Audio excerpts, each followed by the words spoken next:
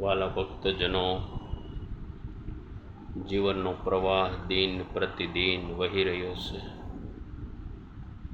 ત્યારે આપણે ભગવાનના નામનું સ્મરણ કેટલું કમાણા, ભગવાનના નામનું ભજન કેટલું કર્યું, એ આપણા જીવનને મહત્વતા પર લઈ જાય.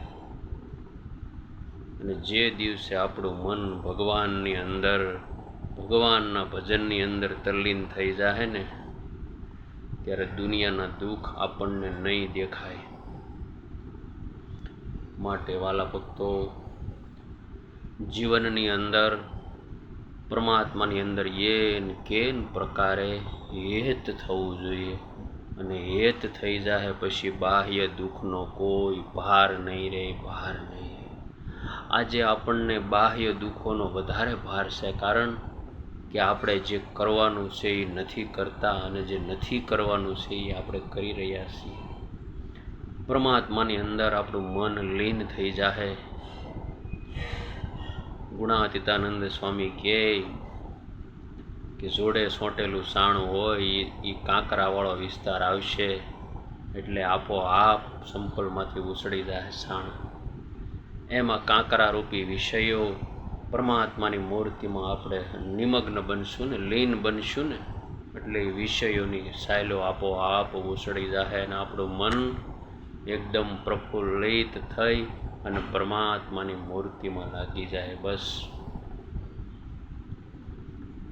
જીવનનું શ્રેય, જીવનનું કરતાપણું અને જીવનનું સુહેદપણું ભગવાનની અંદર આપણું મન લગાવવું એ જ છે. બસ અસ્તુ. જય જય સ્વામિનારાયણ.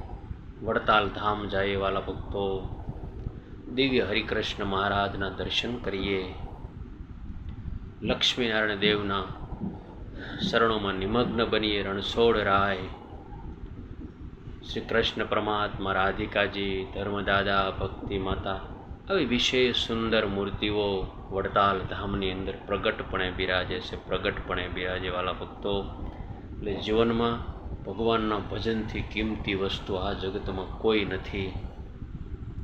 કારણ કે જગતમાં સાધુ સંતોની પાછળ માણસો મરી મીટવા તૈયાર થઈ જાય, કોઈ ઉદ્યોગપતિની પાછળ મરી મીટવા તૈયાર નથી થતા. યાદ રાખજો.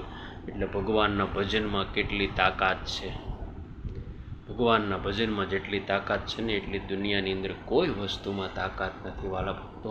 બહુ સાચું કહું છું. જીવનની અંદર કદાચ પાપ કર્મ થઈ ગયું હશે ને તો એ બીજી વસ્તુથી નહીં બળે. પરમાત્માની ભક્તિ કરશું એટલે આપોઆપ બળી જાય, આપોઆપ બળી જાય વાલા ભક્તો. એટલે વિશેષ ભગવાનનું ભજન કરીએ અને કરાવીએ.